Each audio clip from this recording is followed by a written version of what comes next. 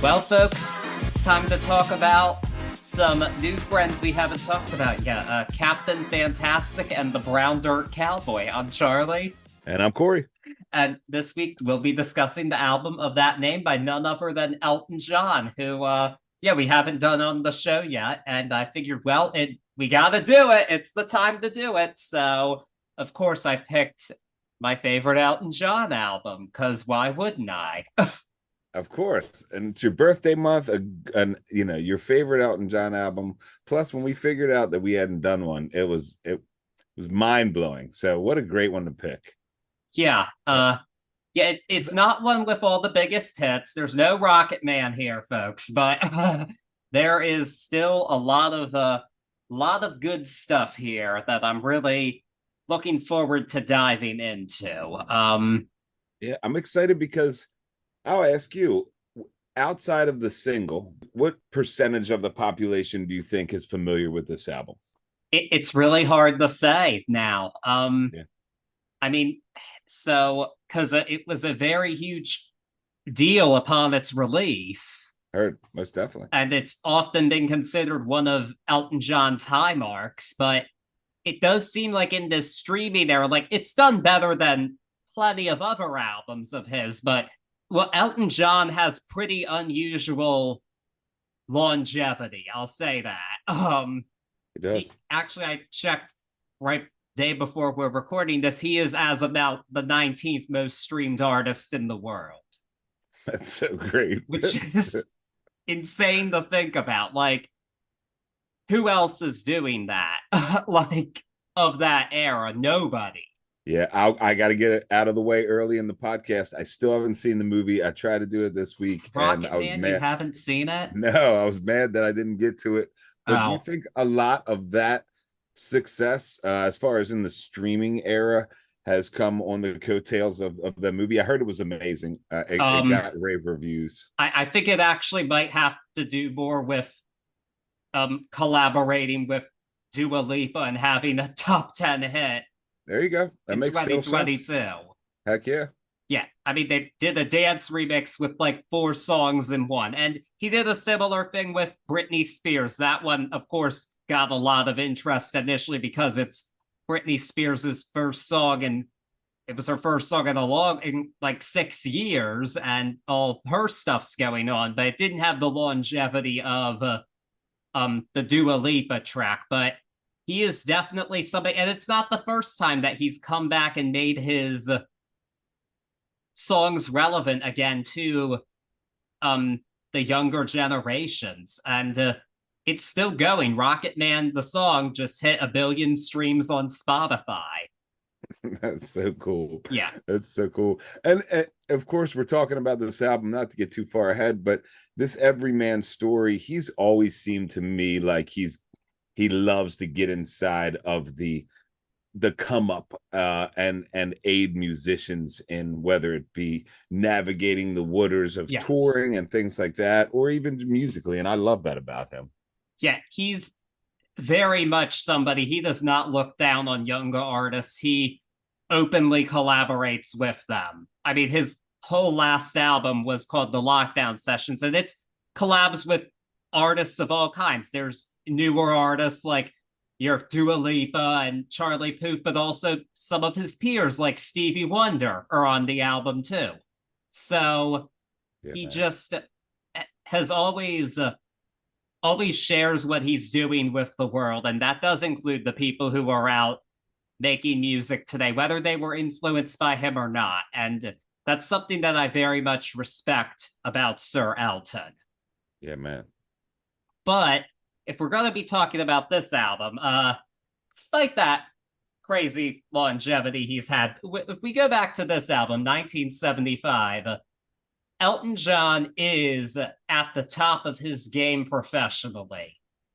This is the peak year of it all. Like, he had been making consistent hits through the decades, through the entire decade of the 1970s at this point, starting with Your Song in 1970, and he just kept going. It was hit after hit. And he was moving along at a breakneck speed. His deal was actually for 2 albums a year. So Wow. yeah, like you never had to wait long for a new Elton John release. Albums would be released months apart, which is insane to think about because that just does not happen now. But there was really like the pressure to do it. And what we come up with to this Captain Fantastic era, it was decided like, yes, we do need to put out an album, but we do need to take a bit more time with it than we have been taking. Now, in this case, this album was recorded in a month, which is still a very short time, but its predecessor, Caribou, was recorded in 2 weeks. And that album, commercially very successful, 2 huge hits on it, not quite as well received as its predecessors. So they thought we need to really take our time the way they take their time to do this. And it was decided actually to make a concept album. Elton and his lyricist Bernie Taupin decided to make an autobiographical album of their early years together in the late 60s when they were coming up in England and working to make names for themselves. And that took on a lot of different forms. I mean, they tried to write songs for other artists and it just didn't work. They played as session musicians for covers compilations that were horrid but fun to do, according to Elton.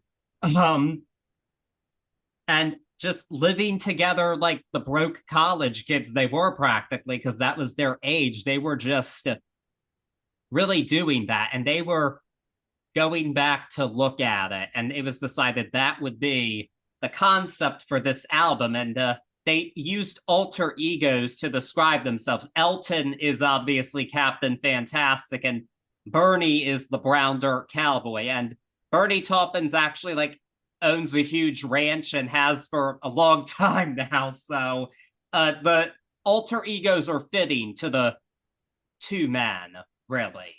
Yeah, I couldn't think of a better way to describe Elton John other than Captain Fantastic. Even though I ran through a few before we started the podcast. Yeah, I like Captain Fortissimo personally.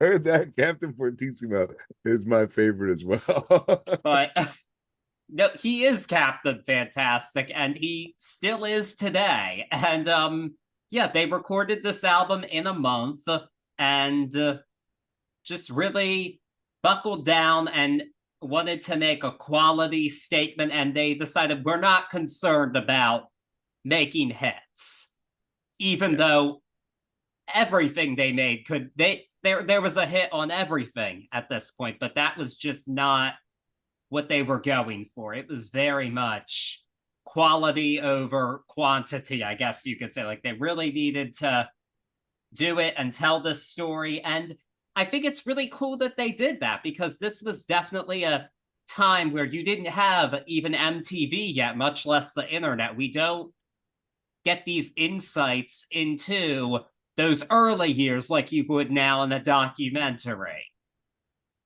Yeah, I gotta believe when you settle, two lifelong friends who, like you described, thick as thieves on the come up together throughout the whole thing.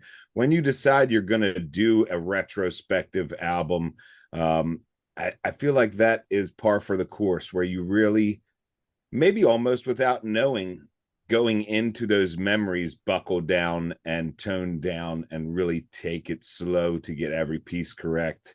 And even though I chuckled when I saw it was a long album for them, like you said, 1 month, which is mind blowing because we talk about albums that have gone way longer than that. Oh, yeah.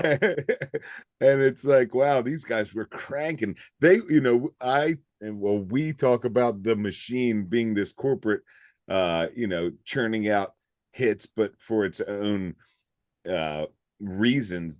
They were the opposite, man. Literally, they were their own machine, coming up and doing all the odd jobs in music to really make it. And I love that shines through in this, because, and again, not getting all the way into it because we'll talk about it, but the candidness inside of this, in my opinion, matched with his, or both of theirs, beautiful ways to tell a story. It just really it hits the mark. It does its job on so many levels.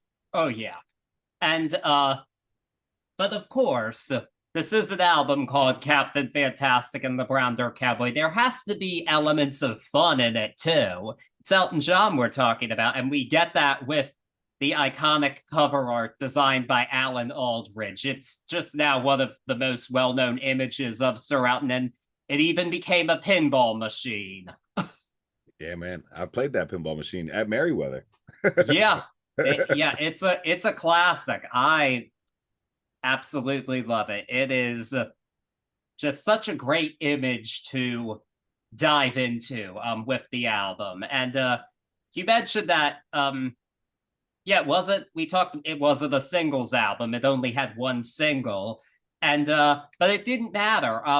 So this album was released in May of 1975, and it became actually the first ever album to debut at #1 on the Billboard 200. It sold 1.4 million copies in 4 days. And it wasn't a cheap album. It was a pretty elaborate setup, actually, that they had in there. But it got done. It was certified gold before release. And wow. Never happened before. That was just insane. It was last certified triple platinum back in 1993. I'm thinking they should probably update that. Never happened before in the history of Elton John or the history of the charts period. Charts period. Wow. Never ever. That's super cool. Yeah. And also topped the charts in Canada. And it was well received by critics and most importantly, perhaps its creators. Both Elton John and Bernie Taupin have said this is their favorite of all the albums that they did because they just thought it was a special moment and they loved the story that it told. And in 2003 and 2012, it was put on the 500 greatest albums of all time from Rolling Stone. It was not included in the revised edition, which I don't agree with it. This should be on there instead of Honky Chateau for sure. I know Honky Chateau has Rocket Man, but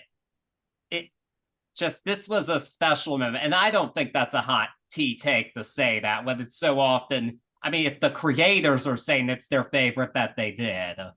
I don't think it's a hot tea take either. I'm actually sort of surprised. I must have read that wrong because I thought it said that it kept its same position, but that stinks. In 2012 it did, but with the gotcha. most recent update, the original list did have more Elton albums, but not as many the second time around, which isn't a bad thing. They wanted to have more diversity, which they should. They needed to include newer releases and all that stuff, and not just white men on the list, which was the main criticism before, too many white men. But Elton still got a couple of albums on there. I just find it really disappointing that this was not one of them. I mean, why wouldn't it be? Yeah, really. Yeah. I'm not going to contest Goodbye Yellow Brick Road being on the list, obviously, but this is not a great call there, Rolling Stone. But I mean, really, this all speaks for itself. And we were talking about how Elton John's still really popular in the streaming era. This isn't the most streamed album of his by a long shot. These songs, I guess, haven't had quite the longevity of some of the others. But I think that's a shame. I think that people should check this album out if they haven't, because you really do get an insight into who Elton John is as a person. Like, this is the time that made him who he was. It's another reason. Yeah, it's another reason why I'm glad that you picked this, because we get to use this platform to say, hey, at least check it out. But also and this is where I was getting to at the start of the podcast, how many people, in my opinion, I would say only probably about 30% of the mass populace knows that this is a concept album, knows that this is a work of the heart from Elton John. So I'm excited to share that, because there is a lot of I'm going to use it early because I'm going to use it a lot tonight. A lot of genius inside of Oh this yeah. this whole entire package. Yeah. And this, it's personally for me, it's just the one that's always spoken to me. I mean, I first heard the big hit single, which we'll discuss first of all the songs, but later on, yeah, I bought this CD when I was like freshman in college, and I just always really enjoyed it, frankly. Just always felt it was this consistent thing and got all the hype. It had been a while since I sat down with it, but I'm not surprised to be coming back into finding all this genius there because I mean it's Elton John. I think all of his albums have to have a moment of genius just because this is of who we're dealing with here. But this is the peak of that, and I'm really excited to talk about it. Really, Yeah, that's man. all. No, for real. Let's get at it because I'm excited. Yes, I mean, we're gonna say yes, excited 80 times, but I know. seriously. Yeah. All right. So our album begins with the title track, Captain Fantastic and the Brown Dirt Cowboy. And this obviously tells the story of Elton and Bernie, introduces our characters in this story. And just sets the stage for an album, which is what a good album opener should do. And it's just a true anthem, and it shows their ambition. Like, we're going from the end of the world to your town. We're going to make it. It's really that kind of song. And it does showcase, like, if there was some relative poverty, I guess you could say, especially by this point when they were both quite wealthy and living lavish lifestyles. But the song doesn't lag. It's not a short song, but it keeps it going very steadily throughout. And I like that it's all looked back on so fondly, even if they didn't have all this money. Because it's interesting now in hindsight, the height of it all isn't looked back on as fondly personally by these men, especially Elton, because with fame brought a lot of excess. It's these early years that are really looked back on and remembered the most positively. Yeah, and for me, that's super relatable. I think that's a really widely spread, relatable topic here. Follow me if you will. I'm gonna equate this album to almost, I'll say almost a rock opera. I'll say at the very least a stage show in its production and it's in its way that it's given to us here. So not only do I love this acoustic sound in the forefront of this song, but I love it because we're in the introductory track here. And I don't use the word introductory as far as the first track necessarily, but more so in here's our characters. Here is why they want to do this. Here is where they came from. This is our origin story track. And we get this really naked and young sound with this acoustic composition here. And I love it. It's such a great way to start this stage show in my mind. Or, you know, this, I don't know if this is considered a rock opera, but the way it plays to me, it's hard for me not to consider it, you know? I've never seen it considered as a rock opera, which doesn't make sense to me. I feel like it totally is. This is a concise concept. I'm not quite getting that at all. I totally, in my heart, it's a rock opera. Yeah, and this is up there. This is up there with those Tommy stories. These are up there. Yeah, I'm not even going to do that. I'm not even going to do that. But it is this beautiful show, and this is the beginning, and I dig the way it's put in front of us. To me, actually, it's a very different sound, of course. And this, they weren't really the best of friends in real life, but the closest parallel to me for this is actually Ziggy Stardust. Agreed. It reminds me of that story most of all.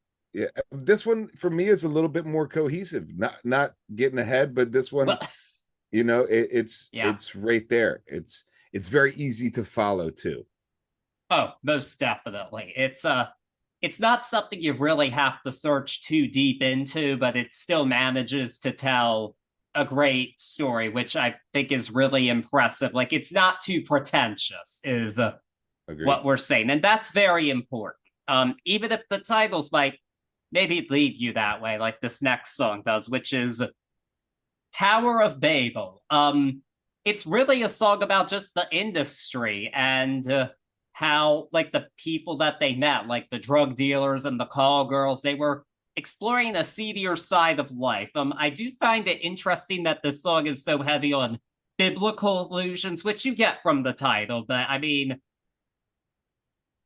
it just I've read both men's memoirs. I Elton's is better than Bernie's. I highly recommend it.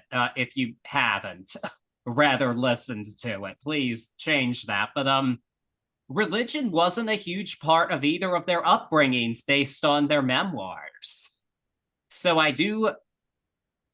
mean, it's an easy reference for a lot of people to understand, but it's interesting. It's just not what I'd expect from these guys. But either way, I think it's a rocker of a song. It really is even more upbeat than the title track. And I think it just picks us up into where we're going to go. And yeah, I really enjoy the song either way, even if I find some of the choices a bit out of character. Inspired by the life of the savvy and ambitious Colombian businesswoman Griselda Blanco comes a new Netflix original limited series. Griselda tells the story of a devoted mother who, with her lethal blend of charm and relentless savagery, creates one of the most powerful cartels in history. Witness Sofia Vergara's captivating transformation into the godmother of the underworld. Griselda, streaming January 25th, only on Netflix. Yeah, well, so Tower of Babel, humanity's trying to build, I'm doing the short version here, build a tower to reach the heavens, and it goes awry. I like the religious symbolism here, only because the way I take it, and I've gone back and forth with this song as far as, am I reaching too far? But with the title, the tower, or like the tower shot to heaven, or the tower shot to, in this case, in my opinion, is this fame, is them, so they're the towers, and they're building these walls around the towers from the people you were talking about, the seedy people, but also, and this might be where I'm reaching a little bit here, but I think this has a little bit of the foreshadowing for a song later on, where we deal with love lost, or we deal with a breakup, or I'll use love lost, but I think this foreshadows a little bit here with those walls being built. The composition is so beautifully haunting, is the word I'll use, and it makes you listen. It not like it smashes it in your face, but just the way this composition is wrapped around the narrative here, it's very easy to listen to and follow along. I dig it, man. This is, if I'm sticking on the stage show thing, like, this is the first walk with the characters, we're seeing some temptations, we're seeing little things, and we're having another look at their adventures here, and I love it. Yeah. Elton, I know you said that you were done touring. Just do a residency and play this for me, please. I will gladly go to Vegas to do it, or wherever you want to do it. I'll be there. Yeah, that'd be preferably awesome. The Sphere, but that'd be awesome. But anyway, I'm getting ahead of myself. We got to go back to reality, which is where we are again with the next tune, which is Bitter Fingers. This is about how Elton and Bernie were trying to write songs for other artists, and it just was not working. And because, it's hard to write a song with bitter fingers. And that's the specific thing to go with when you're a piano player like Sir Elton. And so it just works. Like, you can't have the bitter fingers if you're going to be banging away at the piano trying to make it. And this is a genius song to me, because they're talking about this disillusionment with trying to write songs for whoever, and it it references these things. Like we hear the Tin Pan Alley reference in the lyrics. They have allusions to the style of music they were kind of being shoehorned into just for the sake of money. And even though it wasn't who they were. And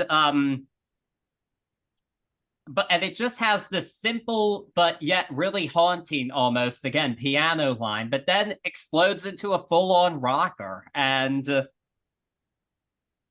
this is just a true highlight of it. I mean, it's autobiographical, but it also works as a pop song. It's very catchy. It's been stuck in my head this whole week. We've been listening to this album, and it has an edge that we don't always hear in the chart toppers from Elton John, and that's when I think it's fun to dive into the deep cuts. One of my very favorites here.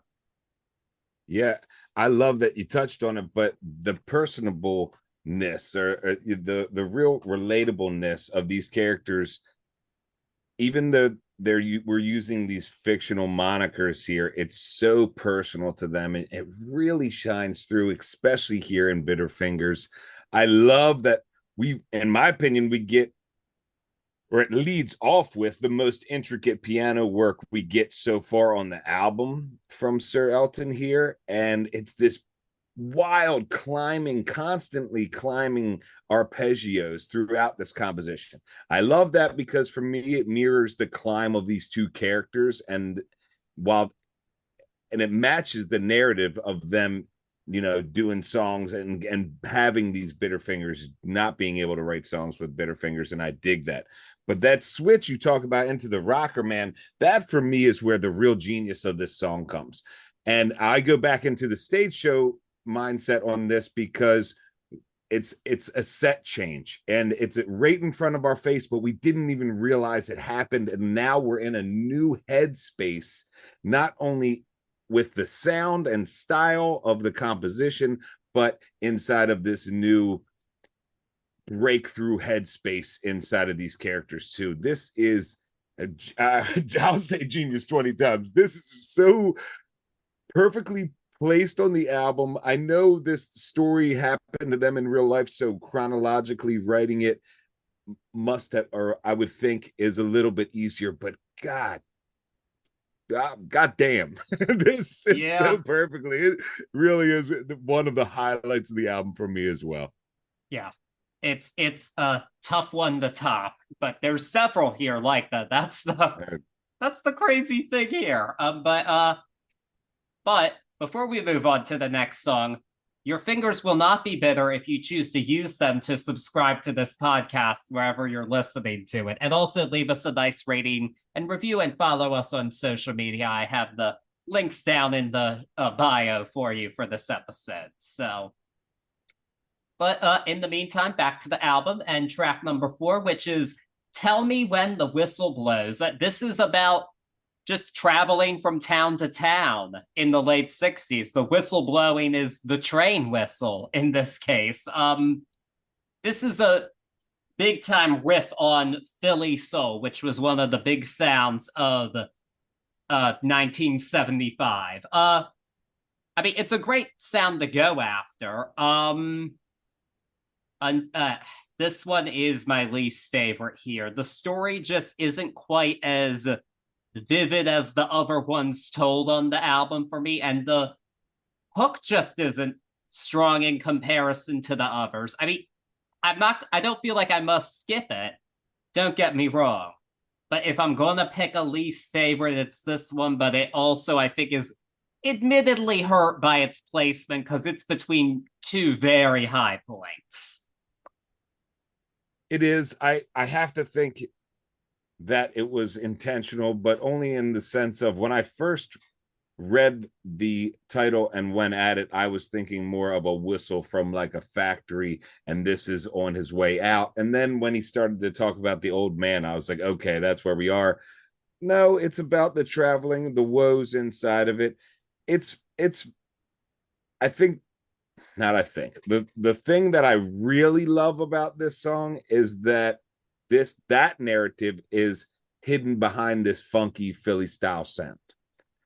But I am with you. It's a tiny bit of a I won't say a misstep, but just a tiny bit of a doldrum here, in the tiniest way. I'm not saying that it's out of place. It takes me out of the album or anything like that. Like you said, definitely not a skip, but yeah, I guess that's a great way to put it. If I had to pick two, this one is the lowest on the album, which is Oh, it's hard for me to even say the words, because it's just there isn't really any lows on this album. no, it's a no skip album, Yeah. folks, but there always has to be one that's not as good. But I'm glad you said that one, because if it were a later one, I just would have been really hurt if one of the later ones was your least favorite on the album. Because We're getting it out of the way early here. good, yeah. No, that's a good thing, folks, because that means it's all up from here, and we're already on up. But we're gonna end side one with a real bang here. Track 5, Someone Saved My Life Tonight. Now, this is a small trigger warning here, folks. This song is about Elton John attempting suicide in 1968. So if you want to skip past this part and you don't want to hear that, I don't blame you. If that's wrong for you, you can. If that's triggering for you, you can move past it and hear us talk about the rest of the album. But we do have to talk about this song because, well, it's part of the album and it's the album's single. We can't avoid it. But it's a great song anyway, and it wasn't successful. So the backstory is that Elton was engaged to a woman, but really unhappy in this relationship. But at the time, his friend and former bandmate, Long John Baldry, said to him, like, you can't be happy with a woman because you're gay. But Elton didn't even realize that. He didn't even quite grasp what that meant. He was quite naive and being just 21 at this point in time. And the attempt was unsuccessful. Elton did place his head in a gas oven, but he left the windows open. So it would have never worked just based on that fact alone. And Elton now pretty much says, like, this was partially, if I did that, no, I didn't actually want to die. It was somewhat to draw some attention to me. It's kind of, he didn't put it in exactly those words, but that was the point that he was getting at. But still, this was a really intense thing to record, and it was a tense session. The producer, Gus Dudgeon, he wasn't pleased with the vocal, but Davy Johnstone, the guitarist, had to say, hey, you know what he's singing about, right? So they just let it go and did the song, and most revealing song here, yet it was chosen as the single, which subject-wise, why would this be the single? But musically, it makes perfect sense because it's a gorgeous song. It just has these lovely vocal harmonies throughout all of it, beautiful piano, it just comes together so perfectly. And it's not a depressing song. In a way, it's uplifting to me. I mean, it might be a bit problematic that, I first heard this when I was like 12 or 13, and I really connected with the song, and that makes me think, okay, maybe not the best indication of where I was, but I've always loved this song. Yeah, man. I'm going to go straight to the stage show here, and this is how you end the first act. We've gone all the way through the early trials and tribulations, and we come to the end of the first side of the album, and we find out that our main protagonist is not having a good time, and in fact has moved towards trying to end his own life. That being said, it doesn't, for me, stick to that too much where it takes away from this song at all. It more so, I love this song because this is our tragedy and then being saved right at the end of this first act here.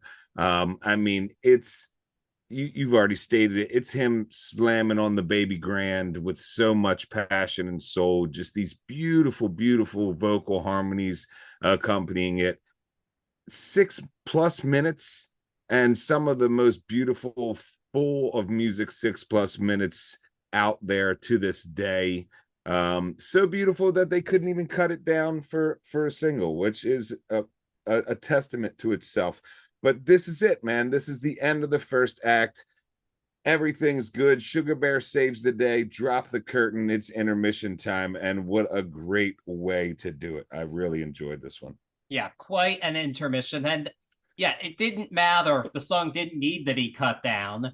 It made it the number 4 on the Hot 100, number 2 in Canada, 22 back in the UK. But yet another hit for Elton. It didn't matter the length. He'd already had a long single the year before with Don't Let the Sun Go Down on Me, but this takes it a step further by being over a minute longer than that one. But yeah, it didn't matter. You can't deny this song. And speaking of the live performances, I've seen Elton John twice. The first time I was 14, he was in Baltimore, and I enjoyed the concert, of course, but I was a little sad he didn't do this song or Daniel, 2 of my very favorites by him. But I saw him for the farewell Yellow Brick Road tour. He did both of them, and major high points of the show for me, especially this one, because again, can't deny the song. It's perfect. So yeah, this one is the one that everyone knows. I mean, of course, it's a single, but this goes back to the point that I was trying to make at the starting of tonight is this one is known by the world, but still not many people would even know what album it came off of or that it's inside of this beautiful rock opera. I'm going to keep saying it till it becomes a thing. I know I'm going to get flack because there's definitely criteria that might not be that it might not hit here for a rock opera, but it's a rock opera to me, damn it. I mean, but if we're going to go rock opera, does it get more rock opera than our next song? I'm not sure it does. I think this is I'm with you. Eat your hearts out if you're making a rock opera and you can't make a banger like this one, which is the first song on side 2, Gotta Get a Meal Ticket.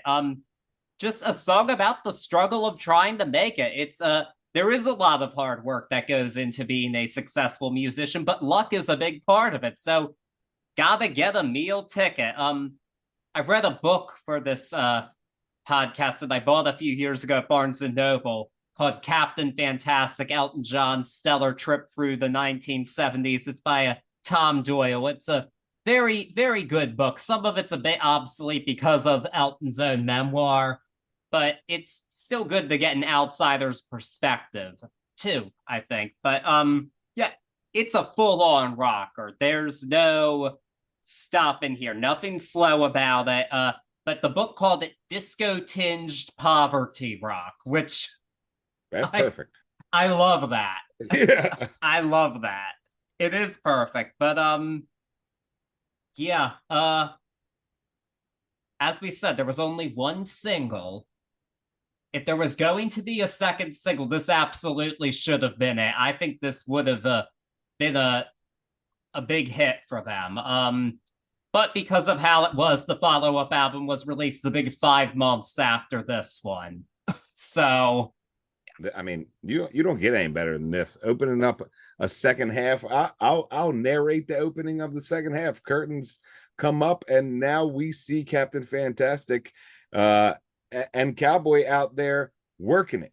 You know, he's been saved, and now we start Act 2, and they are working. A hardworking composition for a hardworking narrative. It fits so perfectly. It rocks. I mean, poverty rock, you can't put it into better words. You can't surmise it better. Such a hard banger start to the second side of this album. Really well done. Really well done. There's not enough good things to say about this. Just the way that it opens it up and keeps this story rolling and keeps us invested inside of this narrative. It's really well done. Yeah. Most definitely. And we're just going to keep on rolling with our seventh song, which is Better Off Dead. I would say it's possibly the angriest song here, even though really the song's telling us to kind of push through the hard times, even it's a bad world out there, but you gotta keep going.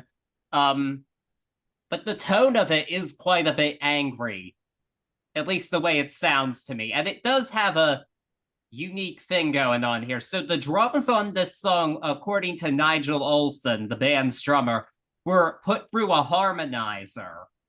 And that does give this song a different kind of punch to it, which I really appreciate.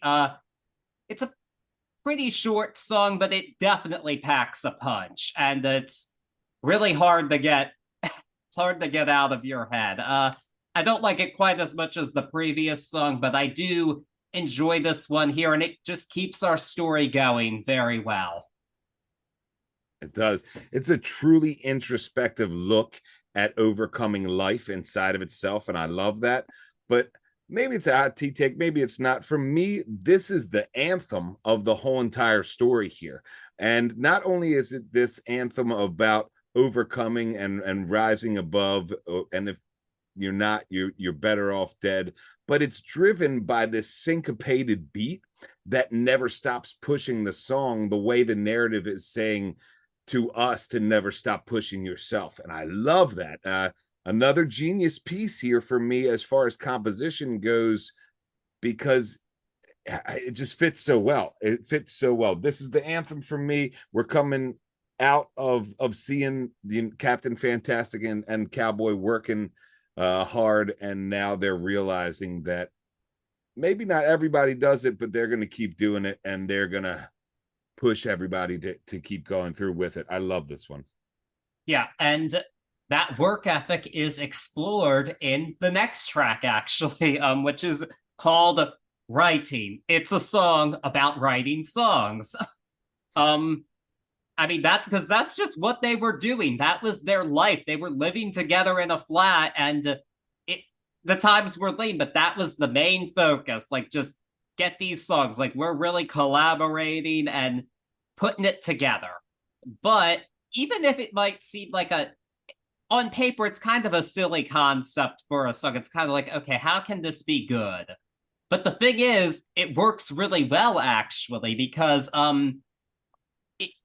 it's a bit of a palate cleanser, because we had a few previous songs were pretty heavy. This has a very breezy sound to it that I just love.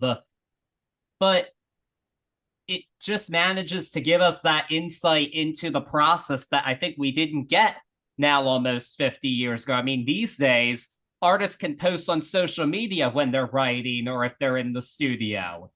You didn't have that then. So to have a song like this really show what the process is like, I think is a real treat for the listener, and perhaps one that some people took for granted.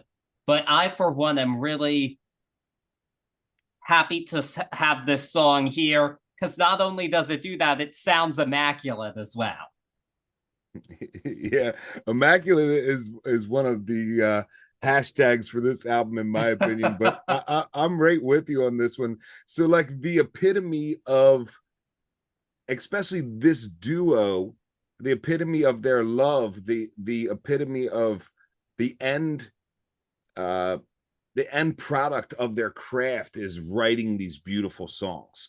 And this one is a little bit wild. I might be reaching a tad, but I was reading that they were writing this while they were, I don't know if it was a cruise, but they were on some type of vessel. I don't know if it was in the islands, but this has an island sound to it. But this happiness of being out and doing what you truly love is so present in this song. It's a true, I have it in my notes, a truly happy song. And it resonates from the heart. And you don't get that very often, especially in such a candid way here.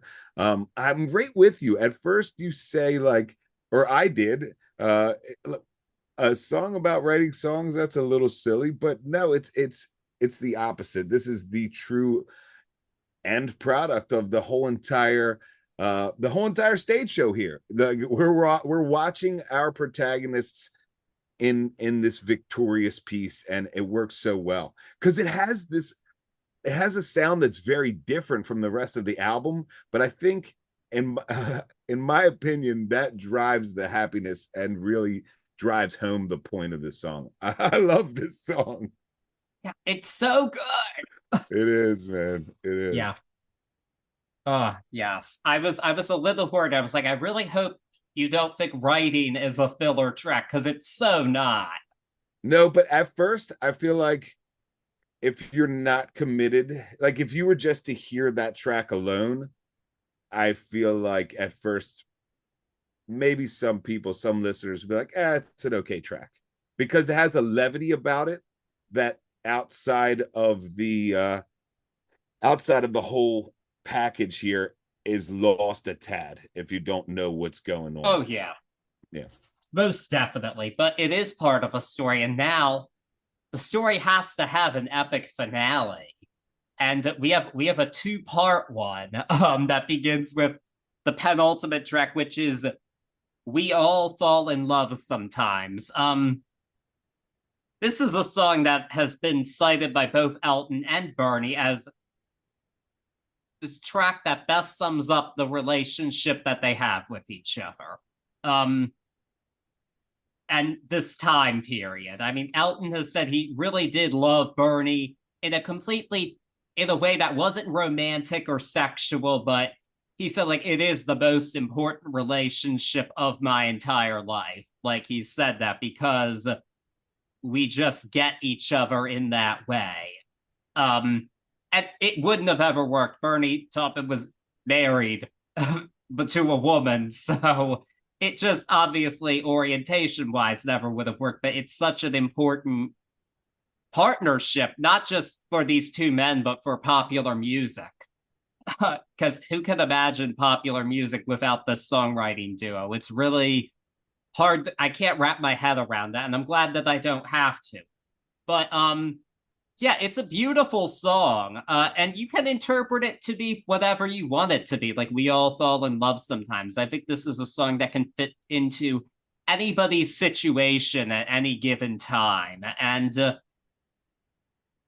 there's a great allusion here. I really love the line, "The empty sky was full of laughter," because Empty Sky is the name of the very first Elton John album released in 1969. So they're making that allusion to show where we are in this story. We're at the end of the period with the release of Empty Sky, but it's a pretty beloved track in its own right as an album cut. It even got covered by Coldplay on a 2018 tribute album called Revamp. I did listen to that when it came out. I haven't in a while yet. But I don't even feel like I need to bother with a cover of this song because I like it just as it is. I'm Mo Rocca, and I'm excited to announce Season 4 of my podcast, Mobituaries. I've got a whole new bunch of stories to share with you about the most fascinating people and things who are no longer with us. From famous figures who died on the very same day, to the things I wish would die, like buffets. All that and much more. Listen to Mobituaries with Mo Rocca wherever you get your podcasts. TIAA is on a mission. Why? Because 54% of Black Americans don't have enough savings to retire. So in collaboration with big-name artists like Wyclef Jean, TIAA released Paper Right. New music inspiring a new financial future. With 100% of streaming sales going to a nonprofit that teaches students how to invest. Stream Paper Right now and help close the gap.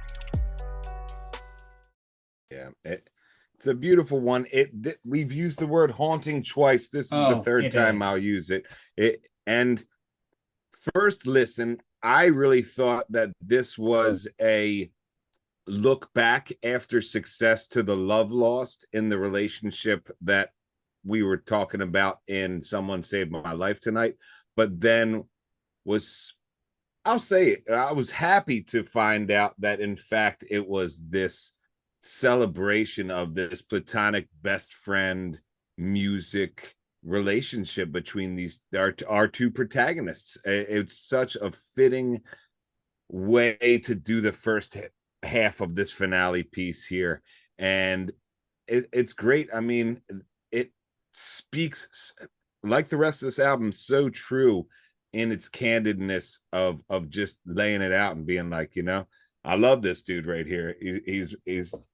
He's my main man from the get-go, and to allude back to that first album just is a testament to both of their genius as songwriters, as a duo. It's God, man, I could just keep saying I love it, but it really is a work of art.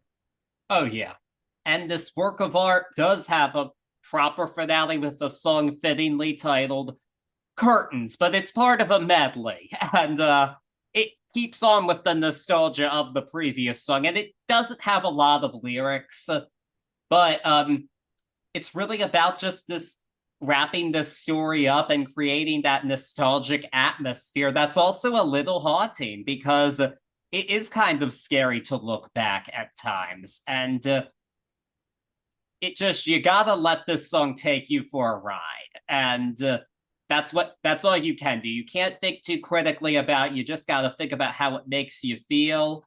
And it just succeeds at wrapping up this album just so well. It's definitely one of my favorite closers that we've discussed on the show, just for how it ties this whole story together. It's a true finale piece. I go back to the stage show here. This is a final movement in a beautiful piece. Like, there's no other way to say it. It is really, it grows musically throughout. It features and showcases throughout the whole entire album inside of itself, and it finishes with this entire ensemble send-off. I mean, we got Tubular Bells in there. It is literally this grandiose finale. And the curtains drop. All puns intended here, but all it was on purpose by then. This is it. That's the curtains to this beautiful show. A standing ovation is now the only thing we can do. What a fitting end to this album. I can only imagine buying this album day one and being floored by it. Oh yeah. Yeah. So can I. But so interestingly, yes, the album absolutely ends with curtains. There is no denying that. But when this album was reissued on CD, 3 bonus tracks were added to it.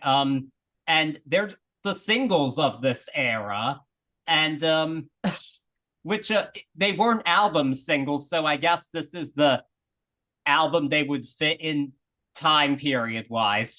But they're not part of this story. But they are interesting tracks to talk about, and well-known ones too. So we are going to discuss them, and they are the standard streaming version now, which I kind of wish you could just listen to the 10 songs on. It could end at track 10 on streaming, but or they note it and put it there, because there's no way you would know. And I feel like, and not getting ahead, but I mean, we're at the bonus tracks. I feel like that takes a little bit away from your first time listener who has no idea, because it feels disjointed, and it's like, wait a minute, what? Yeah. No, I had a bit of an issue with it when I got the CD. I was like, wait, we went from curtains to this? Yeah. But I got a cool little theory about it, or the way I like to handle these 3 tracks, but I'll save it till we're done. I have a more simple one. I think they put it on there so more people would buy the CD. That's all I think it is. I'll say it now. I like to treat it as the concert's over, and this is the play out music as we're clearing the concert hall. Like, these 3 tracks are what we hear on the way out of the venue. That could work. You gotta think of it somehow, because we're in a different world now. But the first of these bonus tracks is a Beatles cover, Lucy in the Sky with Diamonds. So this one has some great backstory to it. So in 1974, Elton John became really good pals with John Lennon, and Lennon's life was pretty turbulent at this point. It was part of his lost weekend. He was estranged from Yoko Ono, but Elton John has really only positive memories of time spent with Lennon, which is good to hear. Because that wasn't everybody's experience, but I'm glad Elton had good things to say about the man. But at this point in time, Elton John played on a couple of songs on John's Walls and Bridges album, including Whatever Gets You Through the Night, which Elton John bet John Lennon would be a #1 hit. Lennon didn't believe him, but it became a #1 hit. And crazy, Lennon was the last Beatle to have a solo #1 hit in the US. All his bandmates had topped the charts before he did. Yeah, that makes sense. I was thinking Harrison after that, but that was before. No, My Sweet Lord. He was the first to top the charts, actually, with My Sweet Lord. Yep. But anyway, this bet, because he lost the bet, Lennon had to appear at Elton's MSG show on Thanksgiving Day in 1974. That's and awesome. it was insane. And yeah, they played that song, and they also played Lucy in the Sky with Diamonds and I Saw Her Standing There. And it ended up being Lennon's final live performance ever. No shit.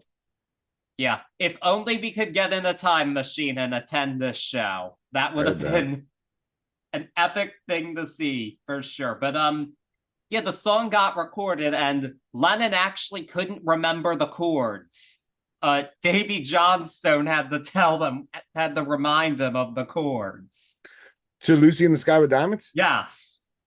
I guess I could sort of see that. It's all them drugs, man.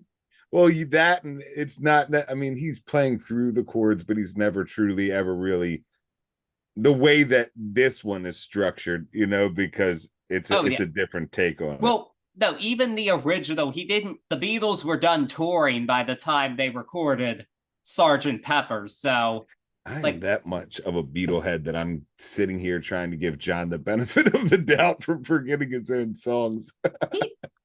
He was on them drugs. It's that simple. No, I mean, I don't think he played it live often, but because if the Beatles weren't touring, but anyway, yeah, it is a different cover. It's almost twice as long and even has a slight reggae tint to it for some reason. I mean, it is, again, it's very notable that it's a Beatles cover with a cosign from a Beatle. That's agreed. I mean, we've covered a couple of them on this podcast actually already, but I think that's a neat subgenre of Beatles covers, I think, when we find them. As for this, is it better than Bowie's Across the Universe? How you going apples to oranges on me out of nowhere? Well, I'm because I'm trying to be nice here. No, I'm trying to be nice. I think it's better than that. I don't think this is an essential Elton John song at all. We lose something here. It just doesn't work for me. And this topped the charts.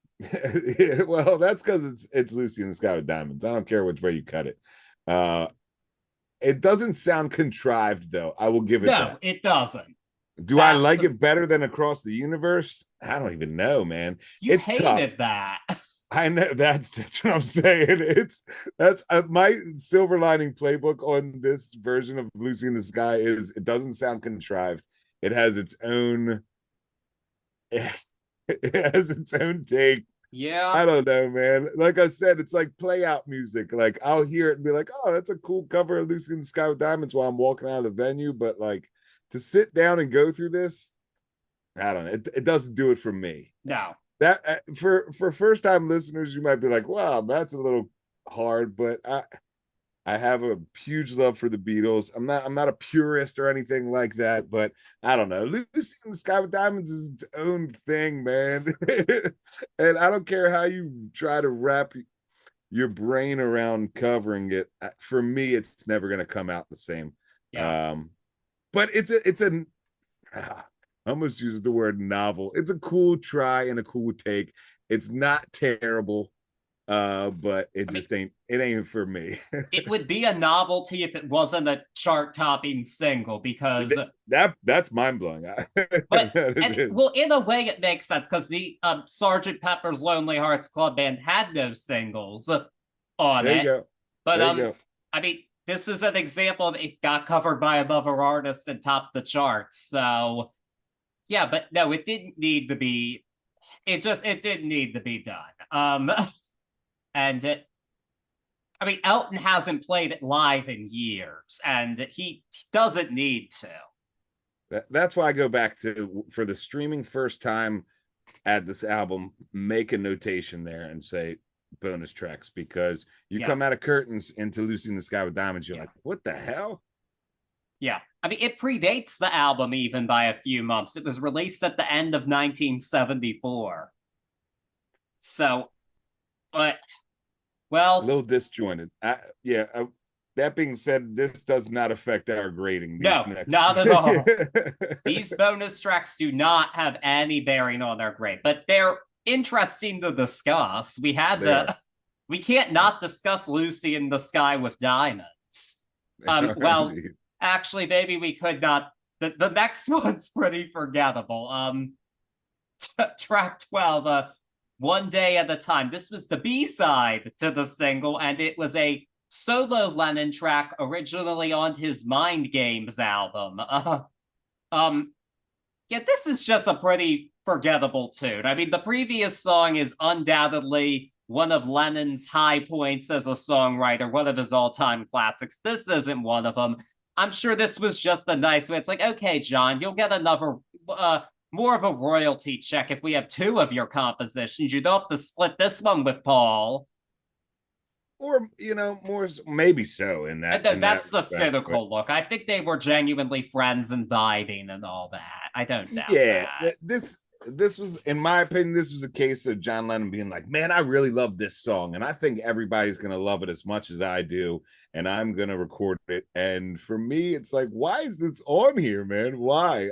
I'll take it again as walkout music, but these three tracks, I don't even know why you released this as bonus tracks on this, in a non-cynical take. And it's cynical take.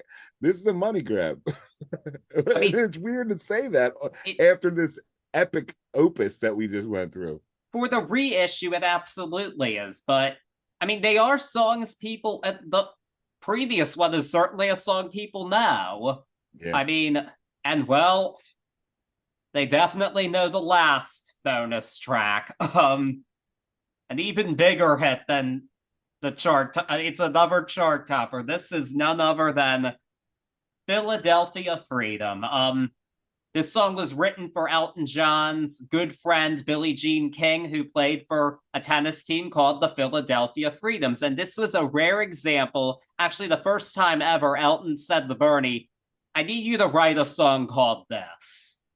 He gave him the title of the song and said, I need you to write this. And Bernie knew, like, okay, I'm not going to write about tennis. I don't know shit about Philly. He didn't say that exactly, but he pretty much admitted the song really doesn't, he didn't really have an intent with it. It didn't really mean anything, but it kind of took on a meaning of its own. It was released a year before the U.S.'s bicentennial, and it was seen as a really patriotic song. And it again is definitely influenced by Philly soul, but it has its own Elton John sheen to it. It's not quite like Tell Me When the Whistle Blows, which is more of a straight take on it. This has its own Elton flair to it.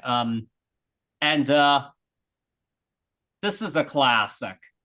That's really, I've always loved this song ever since the first time I heard it.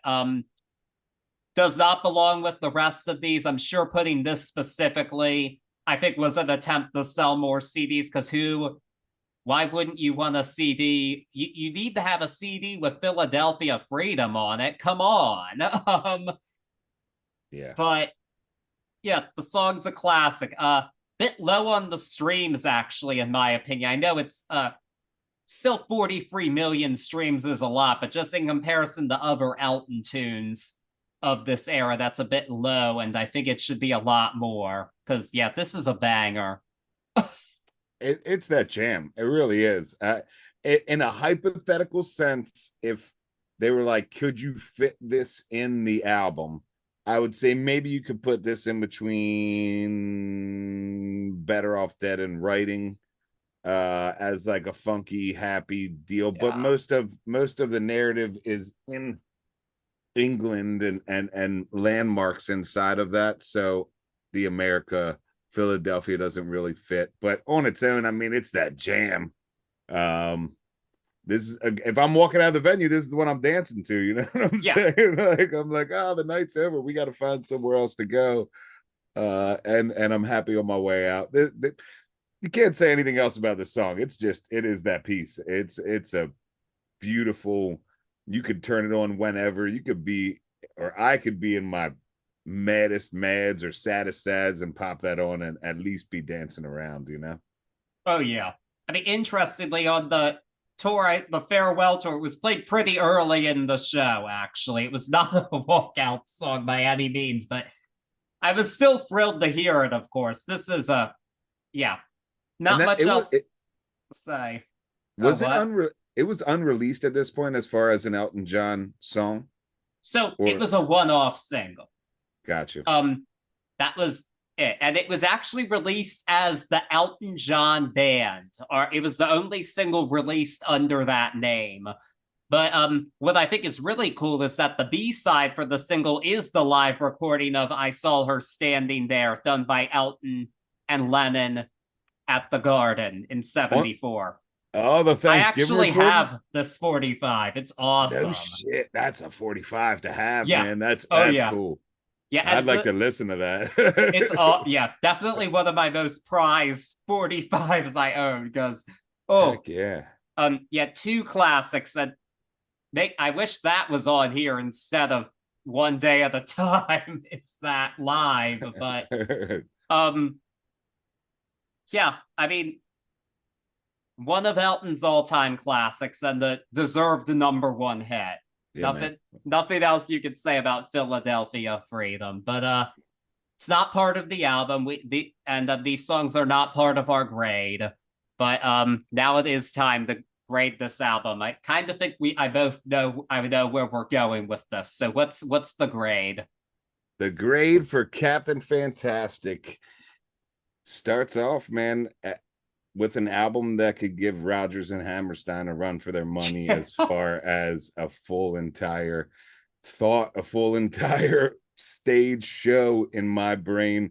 I mean, from open to the literal curtains, we are given this beautiful trip, this beautiful narration, and in hindsight, this beautiful look into the history of these two music makers and their struggle and victory. And there is no down point in this album. There are really no missteps. I know we talked about, a little bit of if we had to pick, but this album, pacing, narratively, compositionally, the intent, the clear intent and perfection of it, of putting everything in its place throughout this, and it was written chronologically. It is really one of the few gems where I had nothing bad to say. It's very, very, very fulfilling to critically listen to an album like this and be just blown away by the pure genius of a living legend, literally a living legend. I give this album a straight up A. Yeah, it's an A. It was never really going to be a question, was it? I mean, come on. Yeah, I went at it hard. Harder than most. I just came out liking it more and more each time. Like it's one of those. Agreed. Like there's stuff in here that I'll share with friends and be like, yo, did you ever know? And go through this. And there's really some cool stuff inside of this once you pick through it. Oh, you're right, man. Every single listen, I was more and more enthralled with this album. Thank you for picking this one. I haven't listened to this album in years, and I was pleasantly surprised to pick it up and have a jaunt with it. Yeah, it had been a while for me too, but I was very happy to revisit this one. This has definitely been a bit of a month of revisits for me. Well, actually, before I introduce what we're doing next, favorite song, if you have to pick one. I very rarely do this, but it's the single for me. There's no way around. I sing Sugar Bear on the regular walking around the house. In all honesty, growing up, I thought the name of the song was Sugar Bear. And whenever I would ask to hear it played, I would ask for the Sugar Bear song. I love that song. I can't get around it. If I had to pick one outside of it, like if it didn't exist, I really think Gotta Get a Meal Ticket is my jam on this.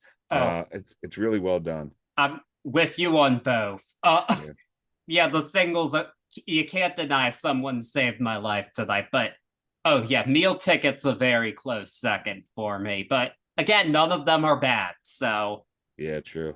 But now the next one we're gonna do, again, it's a time of revisiting for me. I'm thinking about some ones I haven't picked up for a full spin in a while, and also just some artists we haven't done yet has been a main thing for me. And Elton is one of two artists I was racking my brain and really thinking, I can't believe we haven't done them yet.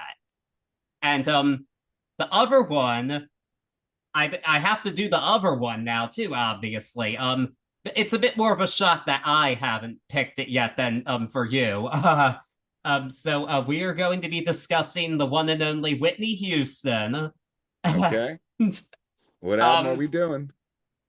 We are going to be doing 1998's My Love Is Your Love. Okay, all right. Yeah, maybe not the first one you were expecting to hear. I thought you were going to say the Bodyguard soundtrack. No, I'm just messing.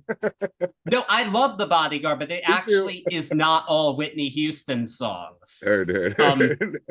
Not that we can't do it, but I want to discuss all Whitney is what I want to do. I like it a lot. Yeah, so we're going to be doing this one, and it is a unique album, and really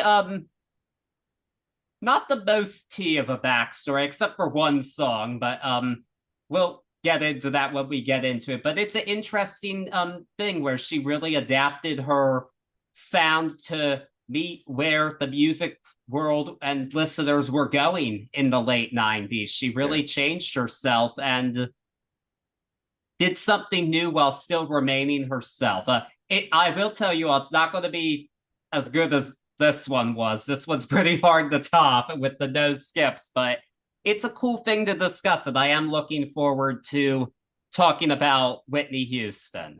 Yeah, it's going to be a neat one to discuss her at this time in her life too. This is a really you said it, but this is where she turns the corner in a lot of aspects, and this will be a cool one. Pray for my family this week as they get to listen to me trying to sing Whitney Houston while I clean the kitchen and listen to this album. Well, the good news is more restrained vocals here. You don't have to go as hard here. That's the good news with this. I could easily. Yes, I could. We can sing these songs at karaoke without making everyone's ears bleed, unlike most of the classics. Maybe you can. No. I mean, in the grand scheme of things, let's just... I don't know about me, but keep my family in your thoughts this week. Oh, yeah. Oh, man. That was all right. But yes, but until next time, folks, remember, our love is your love, and we will see you all very soon. Take care. Peace.